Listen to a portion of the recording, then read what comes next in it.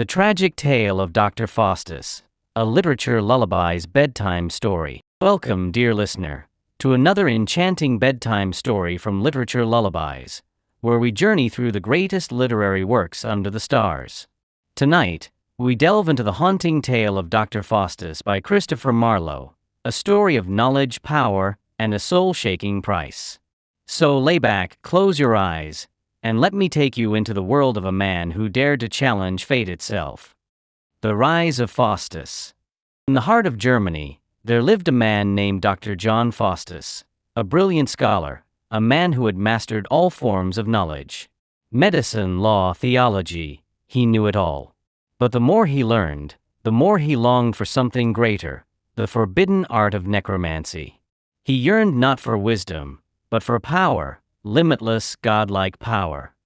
One fateful night, with the guidance of two wicked magicians, Valdez and Cornelius, Faustus called upon the devil himself.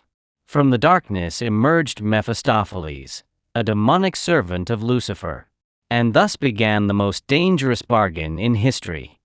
The deal with the devil.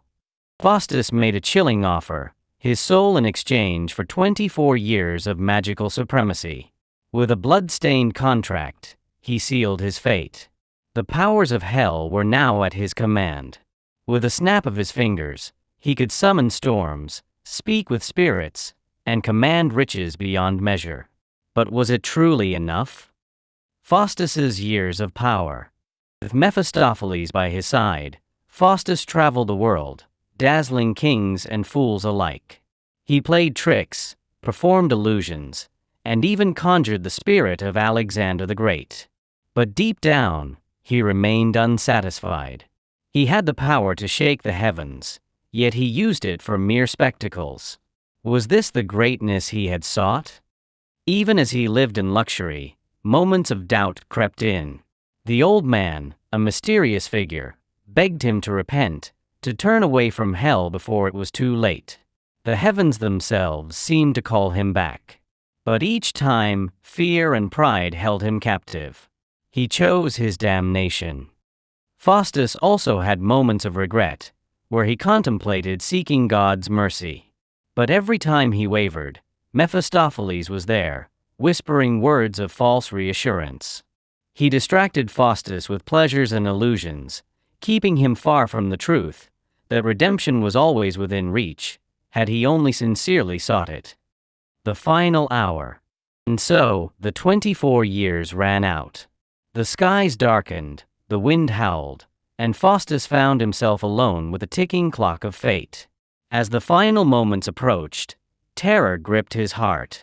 He pleaded for mercy, for time to stop, for his soul to vanish rather than be taken to hell.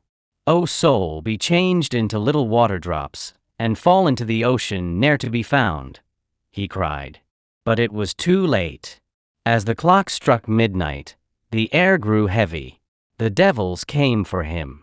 In a storm of hellfire, Faustus was dragged into the abyss, his screams fading into eternal torment. A brilliant man, destroyed not by fate, but by his own choices.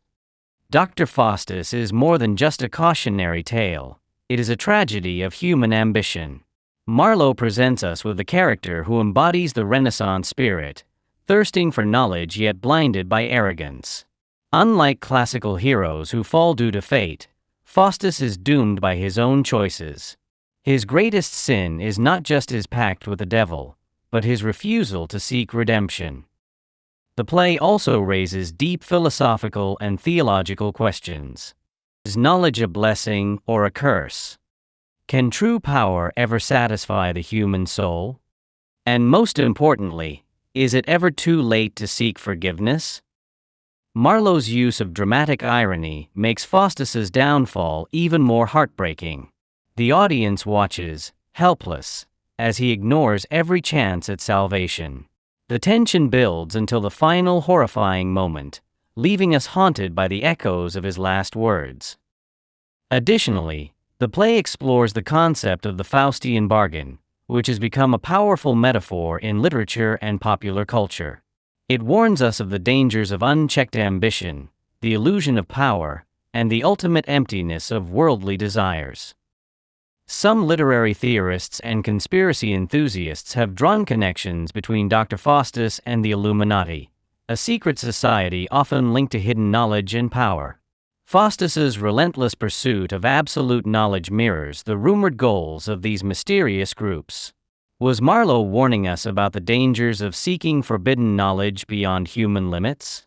Some believe that Faustus represents those who attempt to break the barriers between human and divine intelligence, a notion that has been tied to various secret societies throughout history.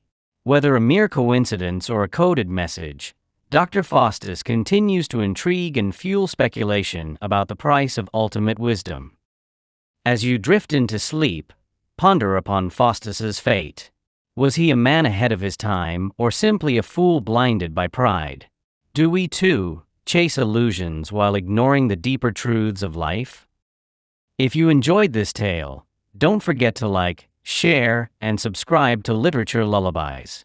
Let me know in the comments, what classic story should we explore next? Until then, sleep well, dream big, and beware of bargains too good to be true. Good night.